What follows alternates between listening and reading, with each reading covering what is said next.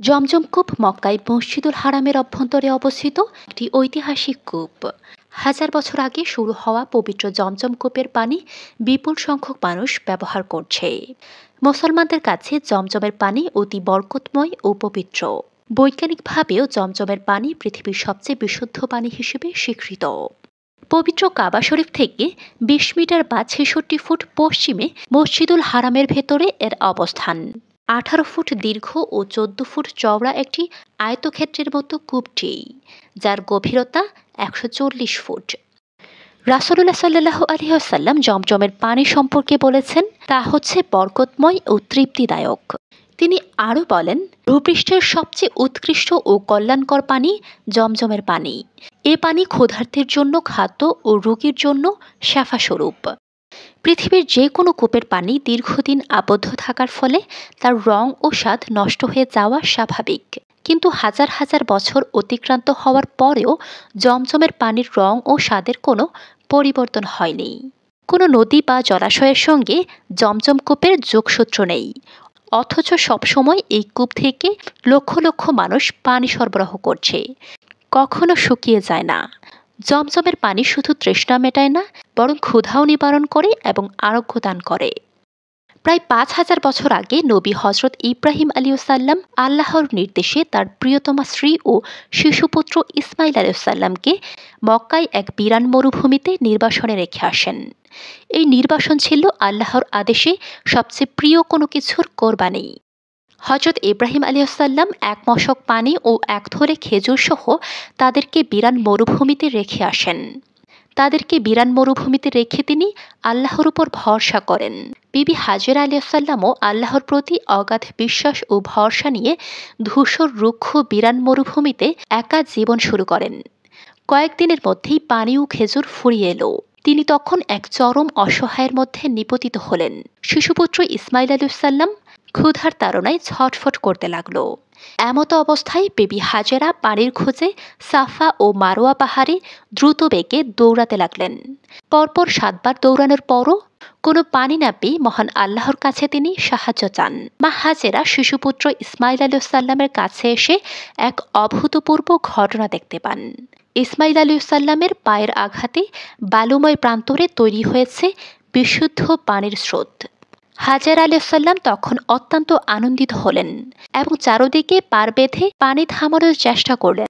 তিনি পানিকে থামার নির্দেশ দিয়ে উচ্চ স্বরে বলেছিলেন, জমজম, অর্থাৎ থামো। হযরত হাজেরার উচ্চারিত সেই শব্দেই পৃথিবীর সবচাইতে পবিত্র এই কূপের নাম হয়ে যায় জমজম। তবে অন্য একটি বর্ণনা অনুসারে আল্লাহ জিব্রাইল আলাইহিসসালামকে সেখানে প্রেরণ করেন এবং আল্লাহর আদেশে জিব্রাইল আলাইহিসসালামের পায়ের আঘাতে মাটি ফেটে পানির ধারা বেরিয়ে আসে। ফিরে এসে এই দৃশ্য দেখে হাজেরা আলাইহিসসালাম পাথর দিয়ে পানির ধারা আবদ্ধ করলে তা কূপের রূপ নেয়। একসময় হাজেরা উদ্গত পানির ধারাকে জমজম তথা থামো বলায় এই কূপের নাম হয় জমজম।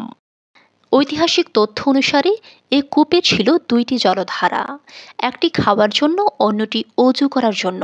বর্তমানে কূপটি কাবা চত্বরে দেখা যায় না, এটি ভূগর্ভস্থ অবস্থায় রাখা হয়েছে। জমজম কূপের পানি মাটি থেকে প্রায় ১০ ফুট নিচে। সেখান থেকে শক্তিশালী মোটরের সাহায্যে প্রতি সেকেন্ডে ৮,০০০ লিটার হারে প্রায় ২৪ ঘন্টা পানি উত্তোলন করা হয়, আর তখন পানির স্তর নেমে যায় ৪৪ ফুট নিচে। কিন্তু পানি ওঠানো বন্ধের মাত্র ১১ মিনিটে আবার পানির লেভেল চলে আসে ১৩ ফুটের মধ্যে এবং এখান থেকে পাম্পের সাহায্যে পানি উত্তোলন করা হয়। মসজিদুল হারামের বিভিন্ন স্থানে সরবরাহ করা হয়। ২০১০ সালে মক্কাতে প্রতিষ্ঠিত হয় জমজম পানি কমপ্লেক্স, যা প্রতিদিন ২ লক্ষ বোতল পানি সরবরাহ করে, কিন্তু হজের মৌসুমে এর পরিমাণ গিয়ে দাঁড়ায় ৪ লক্ষ লিটারে। জমজমের পানি নিয়ে বিস্তার গবেষণা হয়েছে এবং হচ্ছে। সৌদি আরবের জিওলজিক্যাল সার্ভের রয়েছে জমজম স্টাডিজ অব রিসার্চ সেন্টার নামে একটি গবেষণা কেন্দ্র। ল্যাবরেটরিতে পরীক্ষা করে দেখা গেছে সাধারণ পানির তুলনায় জমজমের পানিতে ক্যালসিয়াম ও ম্যাগনেসিয়াম সল্টের পরিমাণ বেশি, যা ক্লান্তি দূর করতে বিরাট ভূমিকা রাখে। জমজমের পানিতে যেসব উপাদান রয়েছে তা মানুষের খাদ্য পুষ্টি ও রোগ নিরাময়কারী।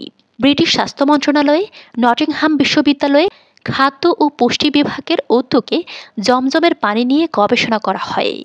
এই গবেষণায় প্রমাণিত হয়েছে জমজমের পানি স্বাস্থ্যের জন্য উৎকৃষ্ট টনিক স্বরূপ। সম্প্রতি জাপানের এক গবেষক মাশরু এমোটো জমজমের পানি গবেষণা করে বলেছেন, জমজমের এক ফোঁটা পানির যে নিজস্ব খনিজ গুণাগুণ আছে তা পৃথিবীর অন্য কোনো পানির নেই। তিনি আরও বলেন, সাধারণ পানির 1000 ফোঁটার সঙ্গে যদি জমজমের পানির 1 ফোঁটা মেশানো হয় তাহলে সেই মিশ্রণও জমজমের পানির মতো বিশুদ্ধ হয়। কেননা জমজমের পানির মতো বিশুদ্ধ পানি পৃথিবীর অন্য কোথাও পাওয়া যায় না।